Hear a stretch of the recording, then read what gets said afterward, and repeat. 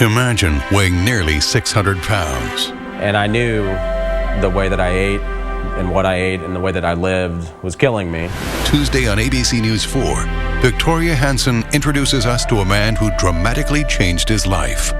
The challenges he faced. And I just remember laying on the table in the emergency room thinking, this is really where it's going to end.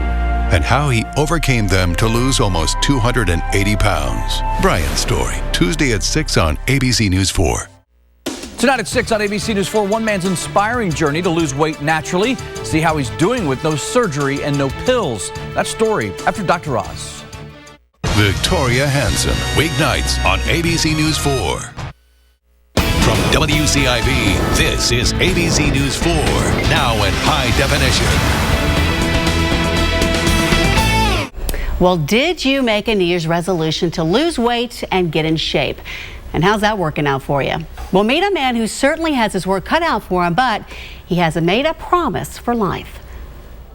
This is from a video taken from a public speaking training class I was in a few years ago. It is extremely personal. I was bigger than I had ever been. Raw. But I felt helpless to do anything about it. And real. I just decided that I would be overweight the rest of my life. Ryan Gainey shares video that would mortify most, and a struggle many can understand. I don't look at these pictures and think I'm not that person anymore because I really am still that person and I could be that person again. The 39-year-old once weighed nearly 600 pounds. I remember wanting to take a trip somewhere and not being able to rent a car because none of the cars that they had for rent I would fit in. It was humiliating, embarrassing, feelings as heavy as the weight itself shouldered his entire life. I was always a heavy kid. I always ate a lot. Food had become his best friend and his worst enemy. And I knew the way that I ate and what I ate and the way that I lived was killing me. So in his 20s, Brian got desperate. He went on a crash diet, losing 240 pounds in 17 months. But it didn't last. I just cracked and started eating and I couldn't stop. And it becomes a vicious cycle where you eat, you get depressed because you ate, and so you eat some more. He gained all the weight back and more. The eating, the depression dragged on until Brian collapsed. I just remember laying on the table in the emergency room thinking, this is really where it's going to end. His weight had made him sick, really sick.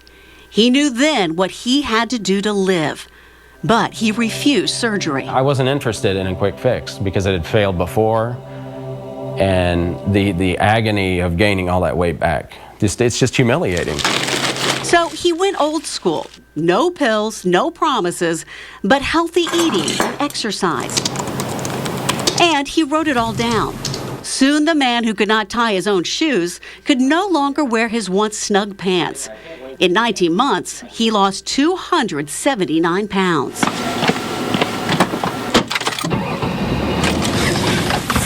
Buckling the seatbelt now, no problem. Fast food? He doesn't drive through, he drives past. Me and old Burger King go way back. I'm sure I had a few thousand calories there many, many times. Brian is headed for a run on the Ravenel Bridge when he gets an unexpected call. I can't believe this, Richard. I appreciate you calling me, and what an honor. He sent Richard Simmons his video. I'm so glad you're alive. Excuse me. I'm so glad you're taking care of yourself.